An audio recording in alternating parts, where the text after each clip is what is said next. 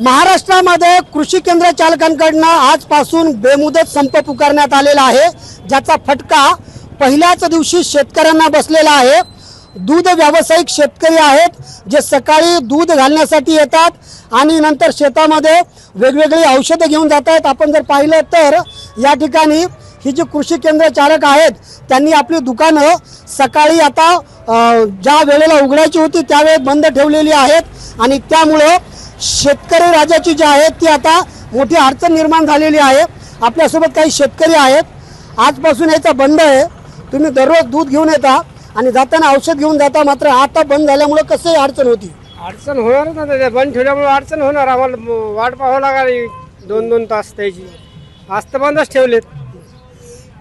या कृषी केंद्र चालकांची जी प्रमुख मागणी आहे ती म्हणजे ज्या फर्टिलायझर कंपन्या आहेत त्या कंपन्यांनी खताची विक्री करताना लिंकिंग बंधनकारक केलेली आहे, तर जिल्हा पातळीवरती प्रशासन ही लिंकिंग कंटिन्यू करू नका असं म्हणत आहे।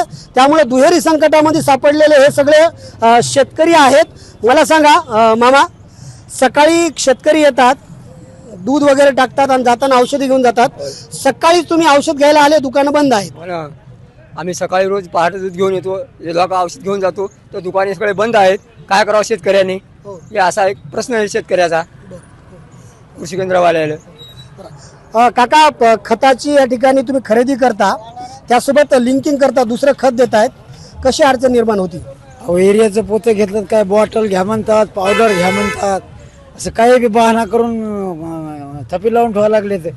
आणि आता तर बेमुदत संप आहे त्यांचा। आता प्रश्न असा आहे की तुम्ही ज्येष्ठ शेतकरी दिसतायत, गावाकडून शहरात शेतकरी येतो आणि मग जाताना औषध घेऊन जातोय, पण आता आज मात्र त्याला रिकामी हाताने संप पुकारलेला आहे ना। असं झाल्यावर कसं होईल? शेतकऱ्यांना कसं जगावं? मग असं व्हायला ना पाहिजे, तर लक्ष करायला पाहिजे सरकारनं, आहे की नाही? नक्कीच आपण जर पाहिलं तर कृषी केंद्र असतील, त्यासोबत फर्टिलायझर असोसिएशन आणि सरकार या तिघांच्या अडचणीमुळे बळीराजा संकटात सापडलेला आहे आणि सकाळीच आपल्या शेतातली तयारी करण्यासाठी शहरात दाखल झालेला बळीराजा या संपामुळे खतं, बियाणे आणि औषधं न घेताच परतला आहे। संदीप नागरे, साम टीव्ही न्यूज, हिंगोली।